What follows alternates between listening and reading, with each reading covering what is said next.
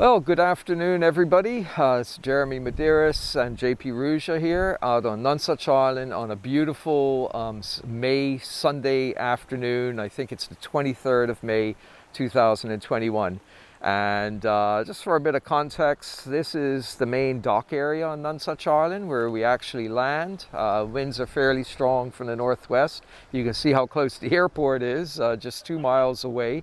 And you can also see both adult tropic birds flying all over this area, and also the wreck, which is an old Royal Navy supply boat that was actually sunk deliberately by Dr. William Beebe in 1930. So, it's an interesting area. There's lots of fish around. There's a no fishing protected zone around this area. And so, a lot of people come here to swim with the fish and just enjoy the natural beauty of this area of Bermuda.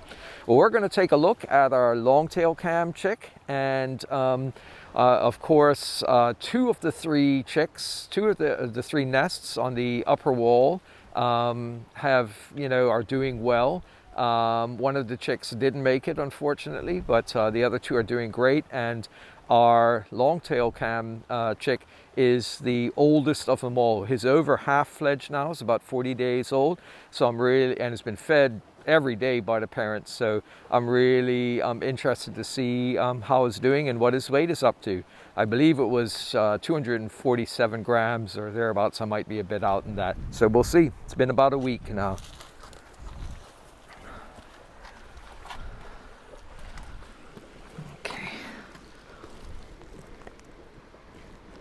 So it's just a matter now of gently grasping him by his bill and pulling him out. Wow. And I note the difference already. He's much more feathered. His feathers are coming through, and you can see what's called the blood feathers, just blood-filled sheaths, feather sheaths that the feathers themselves are coming out of. Okay. Wow. He's also still incredibly laid back because he's been checked like this about every 3 to 5 days on average. I guess it's been about 5 or 6 days now, almost a week since his last check. So I'm going to be very interested to see. It's got a few little clumps, but he's actually very clean too, unusually.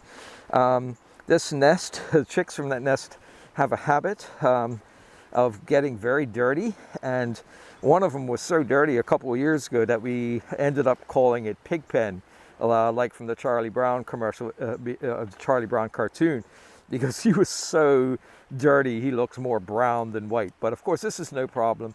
When they fledge, the first thing they do is they wash themselves off in the water and such and preen themselves.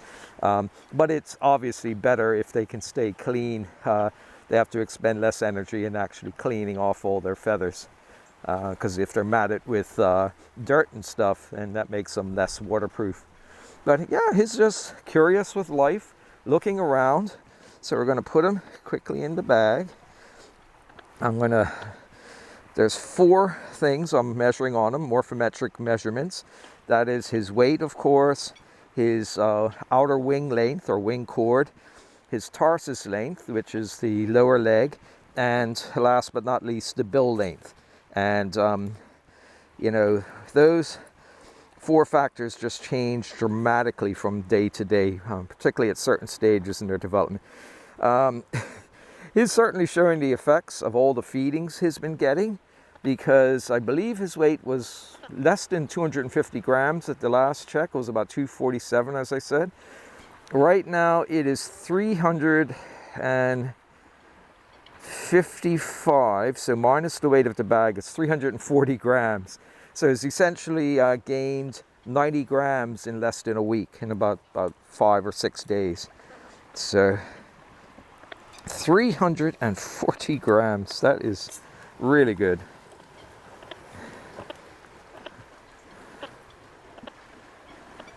Okay, well, that's excellent. That's as good as I could possibly hope for. So the next thing is to take out his little wings, which has been exercising a lot. He's almost been cow-like in the amount of exercising he's been doing. Yeah, and you can see, I can feel the weight in there. Something I'll point out in a second. Let's see. He's up to 89 millimeters. I believe it was 60 at the last one. So 89 millimeters outer wing length or wing chord. Yeah, so it's not quite there. I generally can fit a band on the leg of these birds anytime they're over about 100, 110 millimeter wing chord. So possibly the next check I'll be able to band him. Okay, so I'm going to bring him out. You can see the little tiny tail, the true tail feathers are now emerging. You can see attached to the true feathers are the little down, little tufts of down there. They look like little fans, and that's all the natal down or the baby down is.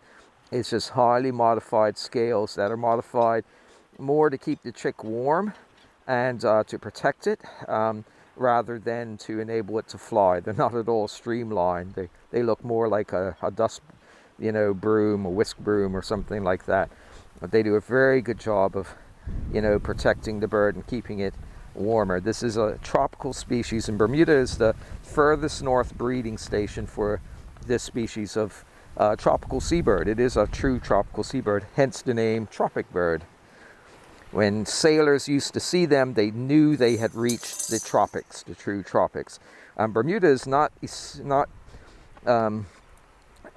truly tropical. It's more subtropical in nature because we do have a winter season where the temperatures are in the mid 60s to low 70s, and then we have a long summer season.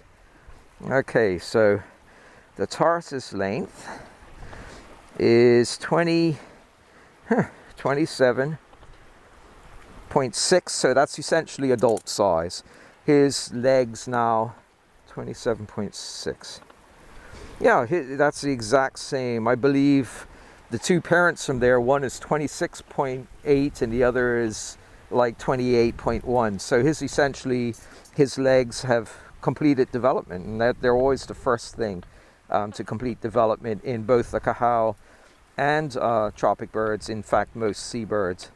Okay, let's get that, and the bill is definitely growing. You can actually see the first little stippling on his face. That bluish gray skin is starting to be marked with the little tiny contour feathers that will eventually make up his white feathered face. Just like on the cahals, there's a period they go through where I call it face whitening. Well, it's the same thing with a tropic bird.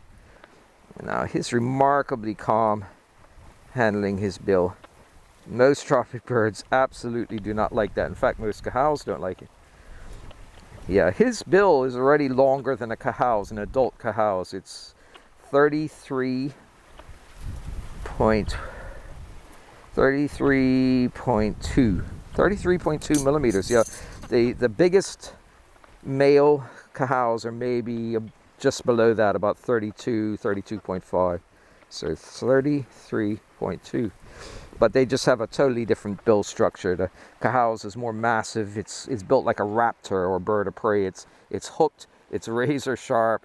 It's very, very strong and thick from top to bottom because they hunt different things, and they also use it a bit like a pickaxe or a chisel when they're digging up their underground burrows.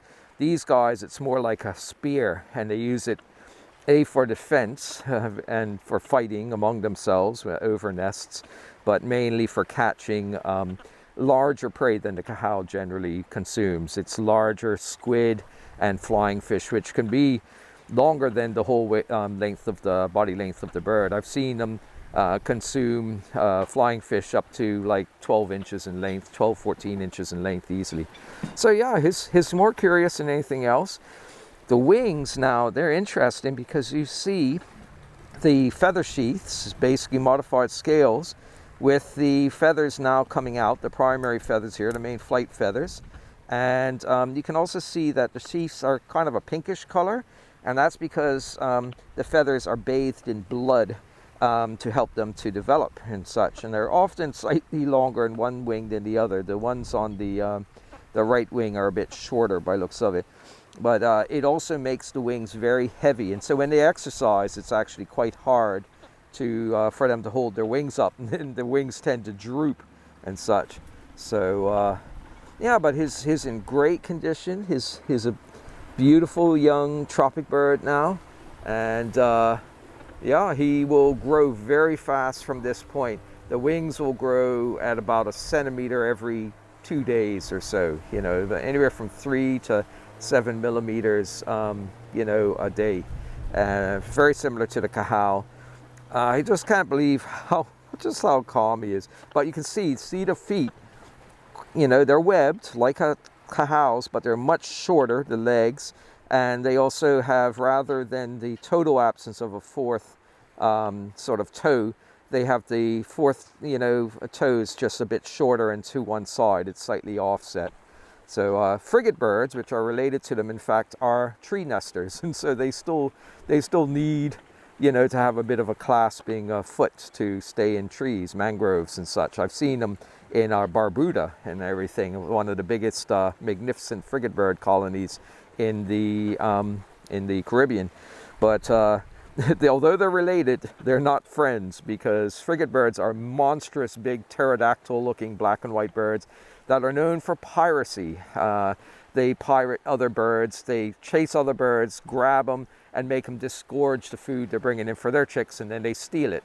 And that's because they can't dive after their own food, so they just steal it from everybody else. And because they're so huge, 7-foot wingspan, you know, it's like being chased by a living pterodactyl for these poor guys that only have about a 3.5-foot wingspan. They're more than double their size. Mission accomplished. He looks good. The other chick in the bottom nest, 836, has the adult with it, so I'm going to carry out cahal chick checks right now, and if that adult has left, then I'll check that chick as well. But everything looks good. He's growing beautifully.